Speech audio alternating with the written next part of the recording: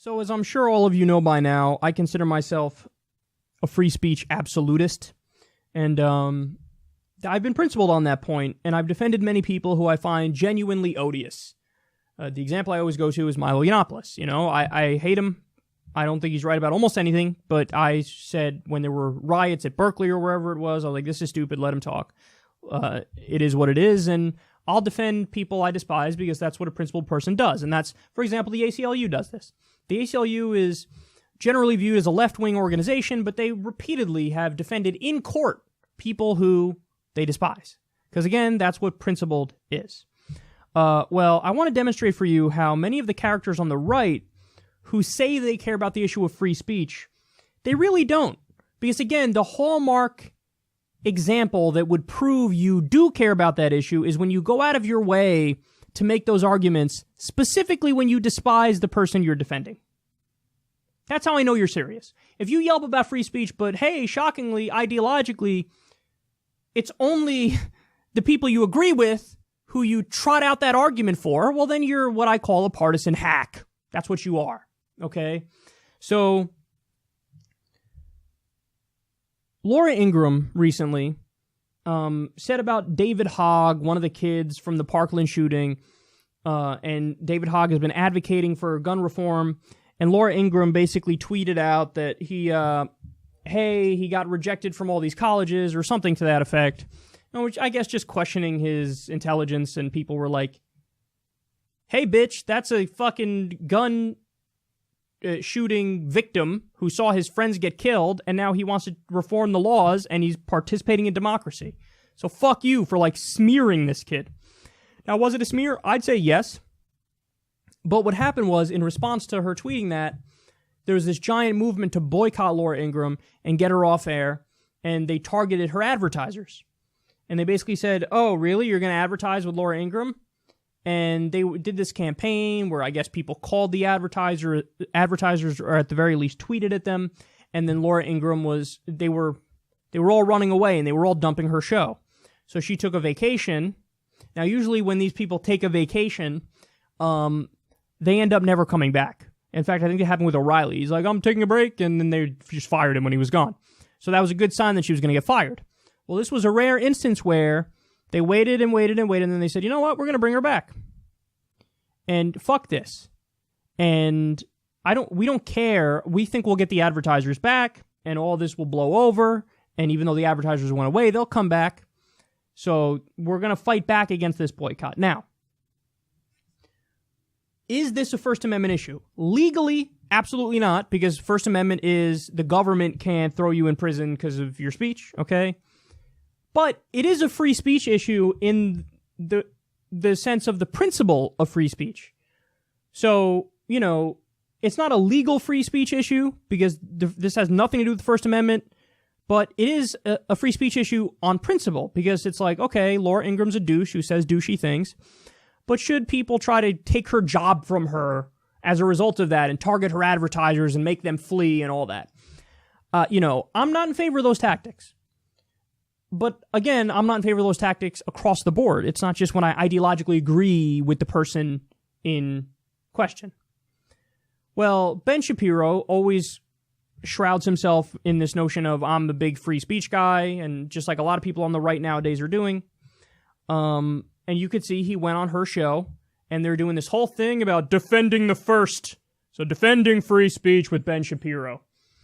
And this is Laura Ingraham basically after taking her little break and coming back and basically saying, hey, look, we beat you. We beat all the fucking liberals who were trying to censor me by targeting my advertisers. And, you know, the whole point of a segment like this is to say, listen, we're the adults in the room, okay? They're petty authoritarian children who want to shut people up whenever they hear something they don't agree with.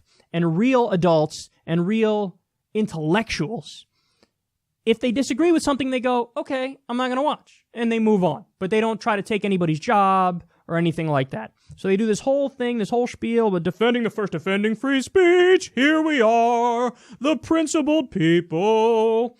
But look at what we have here. This is Ben Shapiro. Tell MSNBC's advertisers to stop supporting bigotry. Just 32 signatures away from 10,000 to tell Sharpton's advertisers to stop supporting a racist. And one more, Sharpton's advertisers targeted. So John Whitehouse tweeted, Laura Ingraham launched a Defending the First series after she faced an advertiser boycott. Her first guest in that series founded an organization that targeted advertisers. So, this is nothing but rank hypocrisy. Do I like Al Sharpton? No. In fact, I despise him.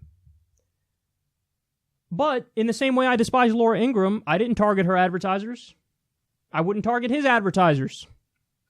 Ben Shapiro and Laura Ingraham like to pretend that they're principled on the issue of free speech, and they like to pretend like that extends to, well, you don't target people's advertisers when they say something fucked up. But they do. They target people's advertisers when they say things that they don't like.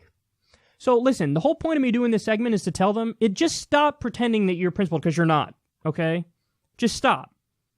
Just stop. It's one thing, like, make an argument that actually makes you not a hypocrite. Like, I get it. You don't think Laura Ingraham should be fired. Okay, but then argue on those merits and say, listen, I'm not against boycotts in principle, obviously, because I boycott people and say to boycott people all the time when I disagree with them. But here's why in this case I don't want people to boycott Laura Ingraham, and here's why I think the advertiser should stay and all that. But they don't do that because they're hypocrites. They're hypocrites. They're not objective in their thinking. They don't hold themselves to the same standards that they hold other people to. And this is irrefutable proof of it. By the way, it's not just with Ben Shapiro. This is a good example of Ben Shapiro doing exactly that, though, targeting Sharpton's advertisers while at the same time saying, oh, no, targeting advertisers is wrong because free speech. Then why did you target Sharpton's advertisers? But it's also Laura Ingraham who made these arguments. Laura Ingraham said herself, yes, boycotting is good if you don't agree with them. Have your voice be heard. So it's crocodile tears. It's fake outrage. They don't actually have a principled stance. If they had a principled stance, I would agree with them. But they're not principled because they target left-wingers all the time. So, for me, when the Duck Dynasty guy made those comments about how, black people were better off under segregation or some shit, or he implied that, even though I think what he said was gross, I never advocated firing him. Martin Bashir, when he did the long diatribe and it ended with him saying maybe Sarah Palin's mouth should be shit in, he didn't say it like that, but he implied it in an artsy way. My take was the same. Like, okay, what he said I think is actually distasteful, but no, he shouldn't be fired. So that's what a consistent person does. Hey, right-winger, he said some fucked up shit. Okay, I wouldn't fire him just based off that. Left-winger said some fucked up shit. I wouldn't fire him based on that. But with these guys, they pretend, no, I am principled and I will defend the right and the left when they do offensive speech. But they don't actually do it in practice. They will boycott the left when they say something offensive. They will not boycott the right. They'll just lie about their own take when it's the right. And they'll say, I'm principled. You're not. You boycotted Sharpton. So I just want to show everybody. This is what they are. This is what they do. Okay? Now you go back and you watch my segment on Milo Yiannopoulos when I defended him and his right to speak. And you tell me who's principled on this issue and who's not principled on this issue, and who's worth listening to and taking